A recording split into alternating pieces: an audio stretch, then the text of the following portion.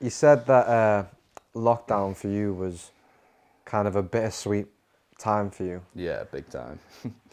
How was it to cope with? Obviously, like I mean, me included, you included, probably Harry as well. Like, I think everyone, a lot of people during lockdown struggled.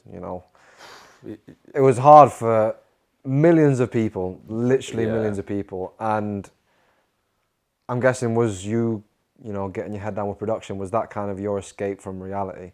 yeah, 100%. I think I've got quite a.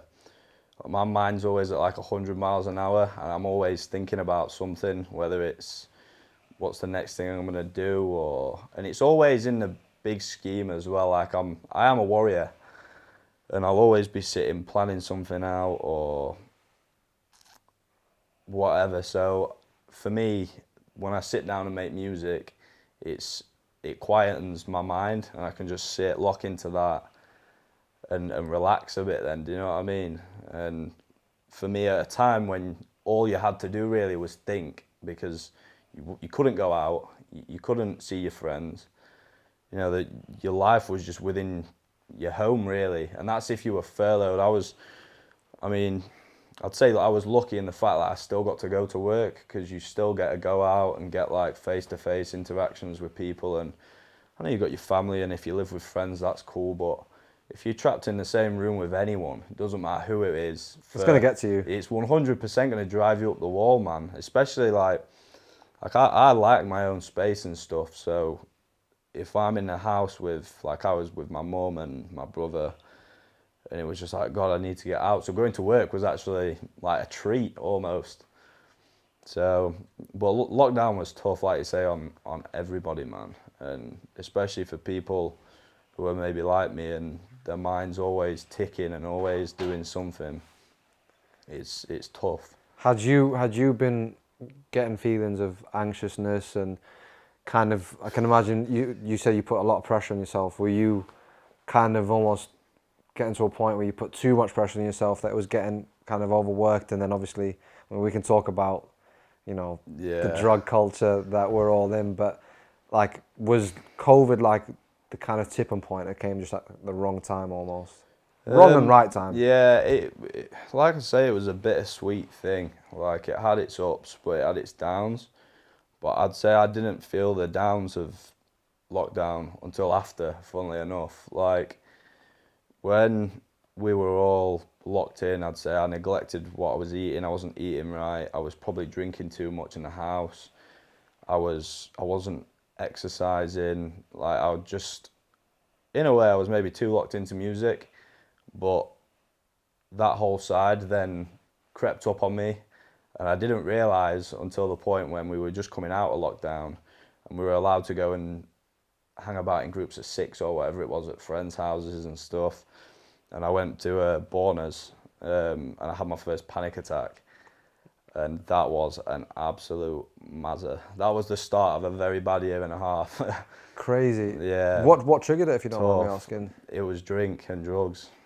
Um, So we'd had some drinks and I smoked a joint, and I'm not great with weed anyway. Like I barely ever smoke it, and I smoked a joint, started getting in my own head, and with, like I say, 100 mile an hour, and I felt my heart starting to just go crazy. And prior to this as well, I had no idea about anxiety. I didn't know what a panic attack was. Um, Making my heart go a bit just talking about it, man. It's all good, bro. Um, Don't stress. So when I started having this panic attack at the time, I had absolutely no clue. So I'm thinking, fucking hell, I'm having a heart attack. So I started proper pranging out. Obviously, everyone else is on a proper good vibe at this point as well. And me not wanting to spoil everybody else's fun, I think, right, I'll take myself upstairs. So I went upstairs, sat in the bathroom, tried to cool off, splashing water on my face, and nothing were working. Started getting dizzy and feeling sick. So then I start thinking, fucking hell, I might need to ring an ambulance here. So at this point, I'm proper, like, all over the place. And luckily, Borna must have clocked that I was gone. So he came upstairs to check on me. And I said, mate, I don't know. Think I might need to ring an ambulance here. Like, I think I'm having a heart attack. And he managed to calm me down a bit. But, I mean, that panic attack, I'd say it lasted for maybe like a day and a half. Fucking hell. Yeah, it was long. Like don't get me wrong, the peak of it was maybe only half an hour. But when I cooled off, like even the next day, like I could feel my chest was tight. Well, I can imagine as well. Like if couldn't you've catch my never had breath. anything like that, like it would definitely skits me out. Exactly, mate. It was terrifying. Like I say, like because I feel like only recently people have really started talking about mental health, and so before that, like I say, I had absolutely no idea. I didn't think anxiety was half as bad as what it is. And like I say, it crept up on me. So when it hit me, it hit hard. But then after that, that then triggered a whole string of health anxiety because I'm thinking I nearly had a heart attack. Even though in my head, I knew it's a panic attack. After that, I went through about a year and a half of, and this is no exaggeration, at least 3 or 4 times a week thinking that I was either going to die the next day or I had some sort of serious disease like cancer, diabetes, MS. And it sounds crazy and it sounds unbelievable to think that somebody's head can actually operate in that way. But, because like I say, if somebody would have said that to me before I'd gone through it, I'd never have shot someone down for feeling that way. Don't get me wrong, I'd have been there for them, but in my own mind, I wouldn't have been able to comprehend it. Like I'd have thought, how can you actually believe that? But then it happened to me, and for about a year and a half, mate, I was in a bad way. Wow. Bad way. I mean, the crazy thing is, bro, I think you'd be surprised how many people have had similar situations. Absolutely. I think James wouldn't mind me talking about it, but you know, I saw James go through something very similar. He had loads of health anxiety. I mean, he actually had some of his own actual health issues that he had to have an operation for, but he had like on top of that the same sort of issues, same like thing. you know, literally breaking down, crying, like you know, like thinking that there was no escape to it all. It's awful, and to see your friends go through stuff There's like that nothing as well. worse, and I can imagine as well. You know, we were just talking before about how the culture, the student culture, and maybe Massively. well, extended not only the student culture, just the scene, the music scene that we all party, enjoy, yeah. and the party scene. You know, it's full of drugs. It And is. It can be a good time, but like I said, it's almost like an elephant in a room that when you actually deep it, the amount of people that get fucked, the amount of people that use it to mask their own problems, use it to an Absolutely. escape, you know, whether that's DJs, promoters, you know, staff, you know, party goers, Even like just party goers, it's just everyone. It's scary to see how many people actually have issues. Like we were saying, I know firsthand a lot of people that have like cat issues. I Yeah. can imagine you are the same. I can imagine, you know, a lot of people watching this can relate to it, and it's especially like with what you want to do, being a DJ, being in that scene, when you're going through, like I said, a year and a half of, you know, the panic attacks, the health anxiety, you know, the struggles with alcohol and all that sort of stuff, and yet you've still got to put yourself in the toxic environment to still grow. I can imagine it's a bit of a mindfuck, to be honest. It is, but kind of going back to like the whole music steadying my mind thing, like when I was in the peak of that health anxiety, that was still a time when the clubs weren't open, and so it kind of did sneak up on me. It was like I was kind of copping for everything prior to that at that time, because obviously during all that, I wasn't going out partying.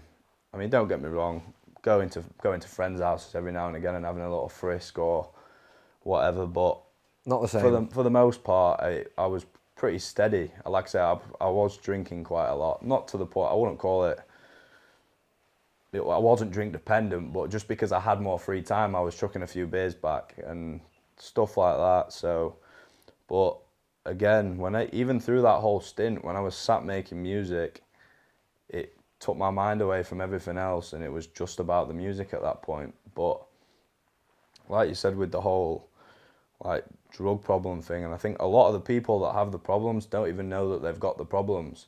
To them, it's just like, well, I'm just enjoying myself. I'm just having another a bit of fun. weekend. But it's only fun until it's not fun, and that's when I realised that them years of partying and going out and wrecking my body, yeah, I had a mint time at that time, but eventually you are going to cop for it. It's not sustainable. It's not sustainable. And some people, don't get me wrong, like, you do see the odd person where you look at them and think, how do you do it? Like, you must have a bulletproof mind, but they probably don't. No. It's probably all a front, and like you say, using it to mask how they feel. But eventually it comes a point where you've just got to stop and face your problems and deal with it. But when the clubs did start to open back up, I mean,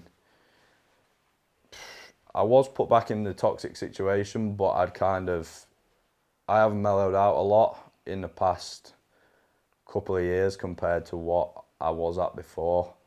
I mean, I'm not saying I don't party still. Everyone loves a party. Everyone loves a party, but I know when enough is enough. Yeah.